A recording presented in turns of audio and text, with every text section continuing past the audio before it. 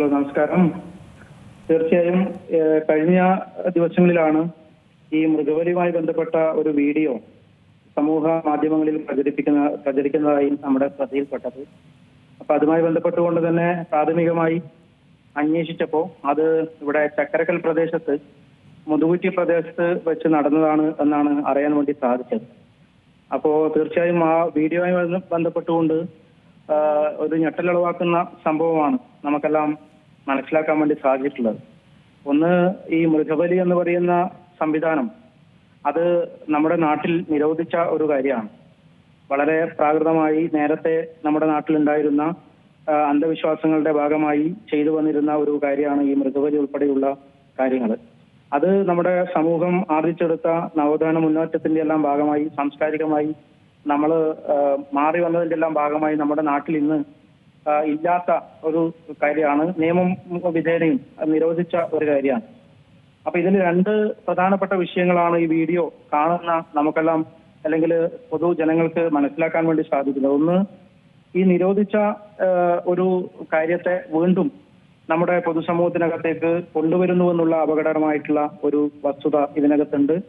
അതുപോലെ തന്നെ ഈ വീഡിയോ കണ്ടാൽ നമുക്ക് മനസ്സിലാകും, ഈ മൃഗബലി നടത്തുന്നു എന്ന് പറയുന്ന സംഭവം ആടിന്റെ തല ഒറ്റ വെട്ടിന് അറുത്തു മാറ്റി ആ ആടിന്റെ കണ്ടത്തിൽ നിന്ന് ചിതറിച്ചെടുക്കുന്ന ചോര ഈ പൂജ ചെയ്യുന്ന ആള് അതുപോലെ തന്നെ പരികർമ്മികളും ഈ തലയിൽ നെറ്റിയിൽ അണിയുന്ന ഒരു വീഡിയോ ആണ് കാണുന്നത്.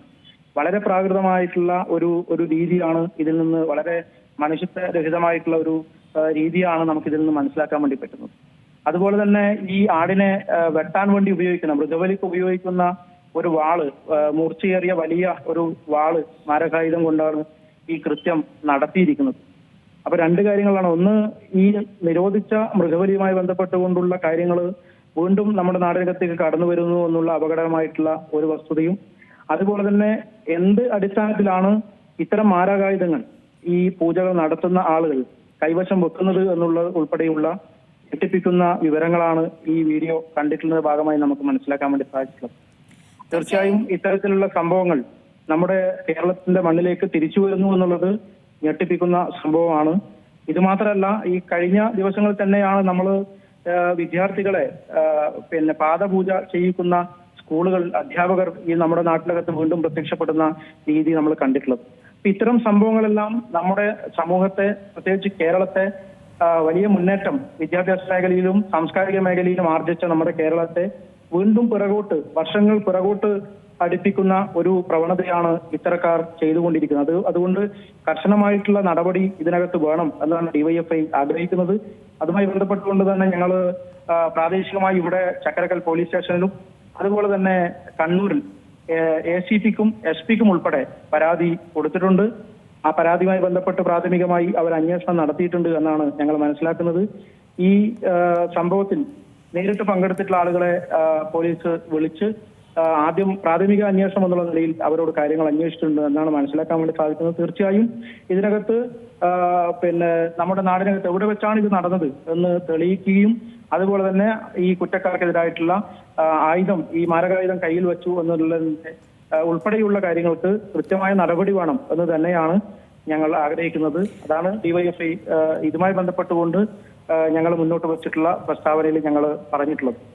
റസൂൽരാജ്, ഈ ഒരു സ്ഥലത്ത് ഇതിനു മുമ്പ് ഇത്തരത്തിൽ എന്തെങ്കിലും ഇങ്ങനത്തെ അധർമ്മങ്ങൾ അല്ലെങ്കിൽ ഇത്തരത്തിൽ ആചാരങ്ങളൊക്കെ നടക്കുന്നതായിട്ട് ശ്രദ്ധയിൽപ്പെട്ടിട്ടുണ്ടോ? മാത്രമല്ല, ജനങ്ങളുടെയൊക്കെ ഒരു പ്രതികരണം എന്താണ്? അവരൊക്കെ ആശങ്കയോടെ തന്നെയാണോ ഇതിനെ നോക്കിക്കാണുന്നത്? കാരണം ഇന്ന് മൃഗങ്ങളാണെങ്കിൽ നാളെ മനുഷ്യനിലേക്കും നീങ്ങാവുന്ന സാധ്യത, കാരണം കേരളത്തിലെ മനുഷ്യന്റെ ഒരു ക്രൂരത അത്രത്തോളം വർദ്ധിച്ചു വരുന്ന ഒരു സമയം കൂടിയാണ്. അതെ, തീർച്ചയായും നേരത്തെ ഇത്തരത്തിലുള്ള സംഭവങ്ങൾ ഈ നമ്മുടെ അടുത്ത പ്രദേശത്ത് ആ നിലയിൽ കേട്ടുകേൾവിയില്ലാത്തതാണ്. എന്നാലും ഈ പുറത്തു വന്ന വീഡിയോയുമായി ബന്ധപ്പെട്ടുകൊണ്ട് അത് വളരെ ഞെട്ടലോടുകൂടി തന്നെയാണ് നമ്മുടെ നാടിനകത്തുള്ള ആളുകളെല്ലാം ഇതിനെ കണ്ടിട്ടുള്ളത്. വലിയ പ്രതികരണങ്ങൾ പൊതുജനങ്ങളുടെ ഇടയിൽ നിന്ന് ഇതുമായി ബന്ധപ്പെട്ടുകൊണ്ട് ഉയർന്നു വരുന്നുണ്ട്.